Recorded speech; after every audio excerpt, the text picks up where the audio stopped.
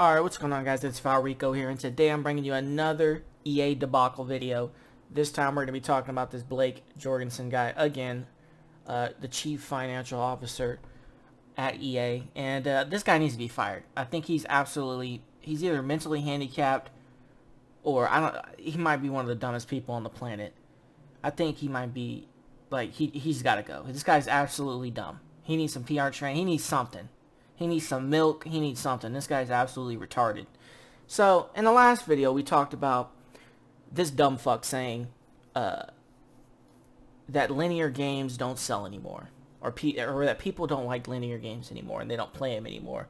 Which, you know, in the video, I pulled up VG charts and pointed out all these story-driven linear games that sold a tremendous amount of copies. And really, him being the chief financial officer, that is code for... we can't make no money off story mode. We can't put no supply drops in story mode. Or loot boxes, whatever you want to call them. Booty crates. Booty boxes. We can't make no money. So that's why we gotta have these multiplayer games. That's why. Okay, so I got an article up on the screen. EA blames Star Wars canon, which is another word for lore or history, for its greedy, wretched Battlefront 2 design. Now, if you scroll down, you'll see this Blake Jorgensen guy blabbering about a bunch of nonsense. He goes on to say that, you know, Darth Vader in white doesn't make sense, and we don't want to put, what do you call it, cosmetic only things like skins in the supply drops or loot boxes, whatever you want to call it. So that's why we ended up putting the guns in there, because we couldn't make money off skins.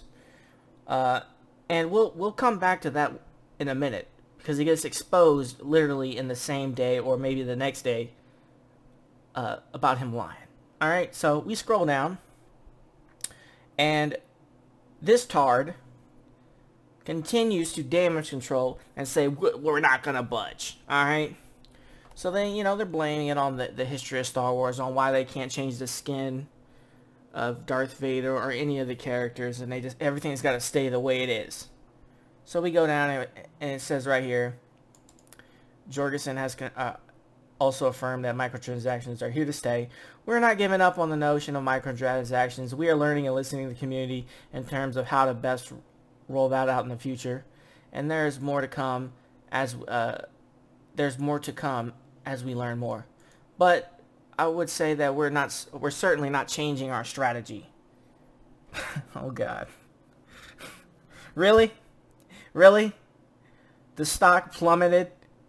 Like, the stock tanked for EA, and you're not going to change your strategy? Really?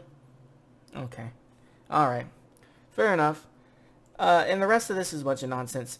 The point is they refuse to back down on the microtransaction issue, because I feel that not only EA but the rest of these companies are going to get attacked. They're going to get assaulted for putting all this bullshit in supply drops, not, you know, game changing and non-earnable things.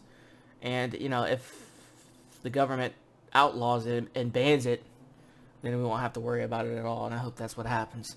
So anyways, remember when I told you about this dude talking about the fact that we can't really put... I blame the history of Star Wars. We can't put skins in the game.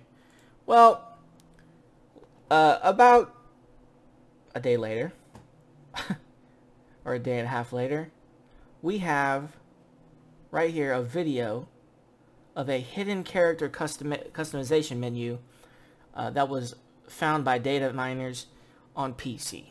So if you play the video, I'm going to play the video from about right here.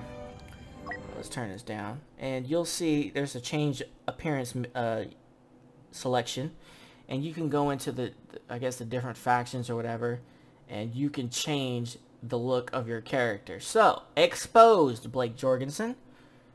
The reason why you put the guns in the supply drops is because you know it will make way more money than just putting skins in the supply drops. So knock it the fuck off. Knock it the fuck off. And I will say this, in defense of EA, they aren't the only ones running around here with these egregious loot box antics.